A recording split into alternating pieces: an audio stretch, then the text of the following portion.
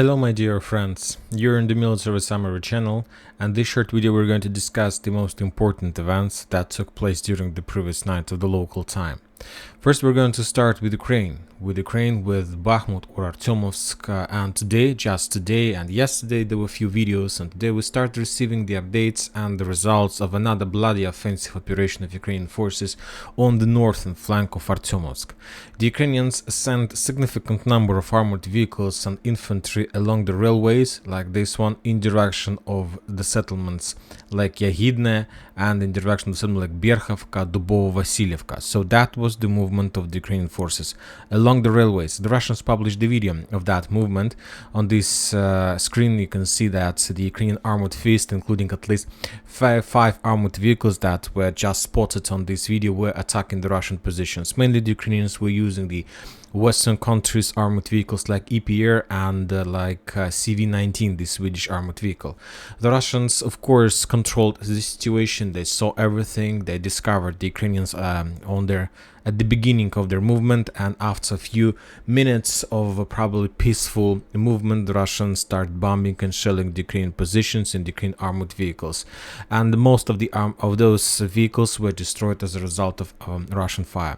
First, the Russians allowed the Ukrainians to move. Of course, they didn't attack them somewhere in the vicinity of Kalinovka or in the vicinity of Kanal or Bogdanovka. The Russians allowed the Ukrainians to get as close as possible to their positions with one purpose, just to get them into the trap and to make an ambush for them, and not to allow the Ukrainians to retreat, to turn them back and to retreat and to save their armored vehicles. Somewhere in the south of Berkhovka water reservoir, the Russians start attacking the Ukrainians' convoy with Lancet drones. For example, on this video we see how the Russians managed to destroy at least one Bradley, one CV-19 and one EPR 113 armored vehicle. So all this situation took place in the vicinity of railways. Furthermore, we got another somewhere. Of course, the Ukrainians were allowed to get as close as possible to the Russian positions, but that was a small trap, and with another heavy losses for the Ukrainian side. As soon as the Ukrainian armored vehicle were destroyed, the Russians made their tactic. They're using few steps of counter-offensive, counter-attacks. First, they allow the enemy to get as deep as possible. Then they start bombing them with drones. And when the Ukrainian forces realize that they're not going to survive and not to allow the Ukrainians to step back, the Russians send helicopters like Ka-52, and from the distance, the helicopters start attacking the retreating Ukrainian forces, or at least those forces who stuck on the edge positions. In this video we see how the Russians attacked the Ukrainian armored vehicle somewhere on the northern part of Artemovsk with their missiles Vikhr. So the armored vehicle, as you can see, was destroyed. So that was another failure. I'll remind you that since the 1st of August we got a lot of updates from this bridgehead, so that was not the last, not the one attack of the Ukrainian forces.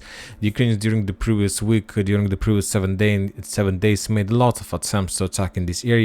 If you ask my opinion, I don't understand the purpose of this attack, because there is one purpose probably of this attack, is that Western countries ordered the Ukrainians to destroy all the Western weapons they have, with one purpose: not to allow this Western weapon to get into Russian hands. Because only if you know that soon there are going to be peace negotiation, of course, first of all you need to destroy the armored vehicles that were sent to Ukraine, because they don't want these armored vehicles corrected to get to the Russian hands.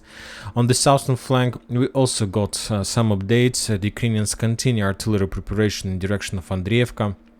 We know that currently this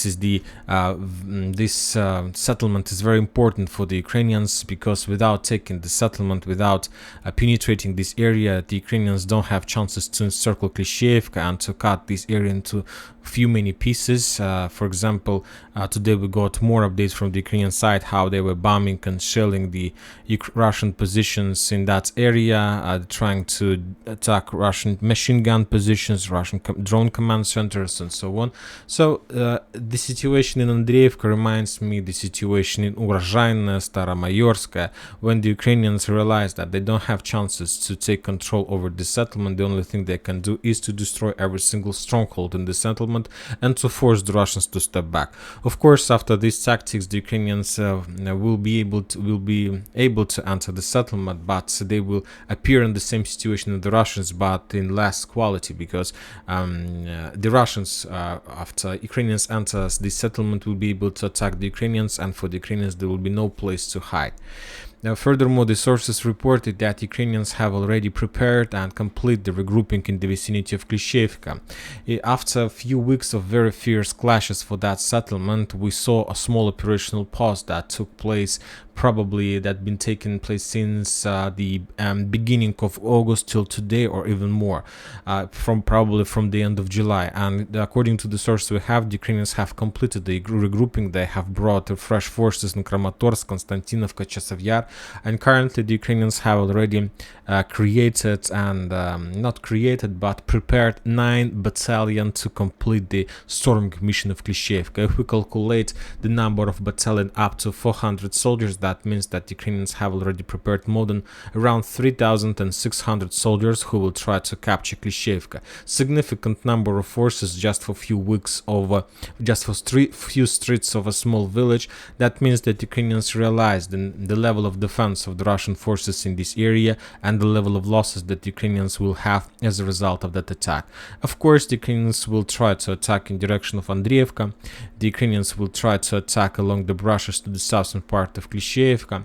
The Ukrainians will try to attack the Russian forces from the northern fortification, and of course the Ukrainians will try to attack in direction of the forest and in direction of the forest lines and railways in direction of Artemovsk.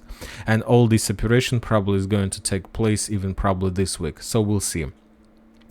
When talking about other front lines, the situation, of course, is stable. We have some updates, some videos from the Liman front line with Lancet strikes, which confirms the positions of both sides, either the Russians and the Ukrainians.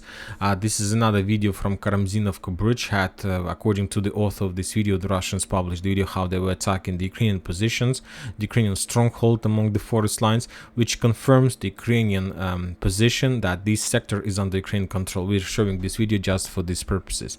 So probably there are nothing more happened during the previous night on the situation on the front lines. So we got just another very interesting and funny video that we got from Makarovka.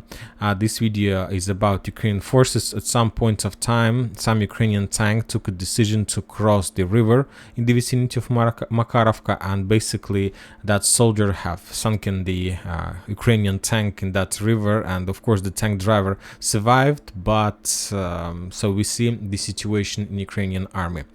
Now let's move and let's complete the story about Saudi Arabia. As you know, the negotiation process have started there without Russia, of course, about the peace agreement, upcoming further peace agreement in Ukraine. And the most of the experts are saying that that meeting and those negotiations were pretty successful.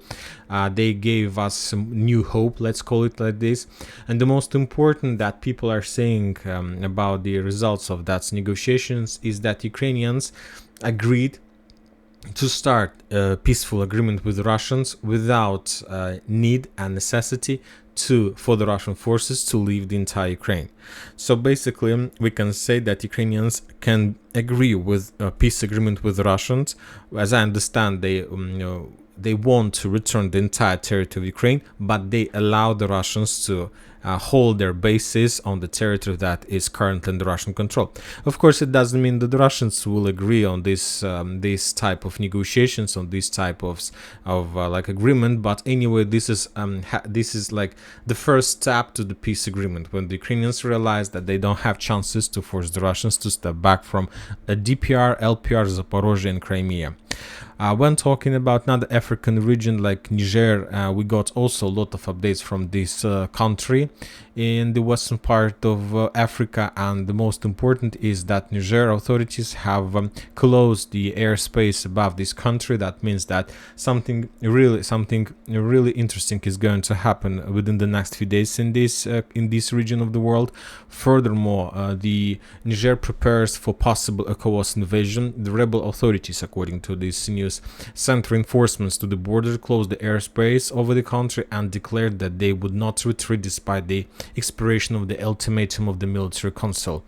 And furthermore, we also got some kind of announcement from Niger authorities that intervention plans have been finalized by ECOWAS, and that they pre-deployed of their troops has commenced by 2 nations in West Africa.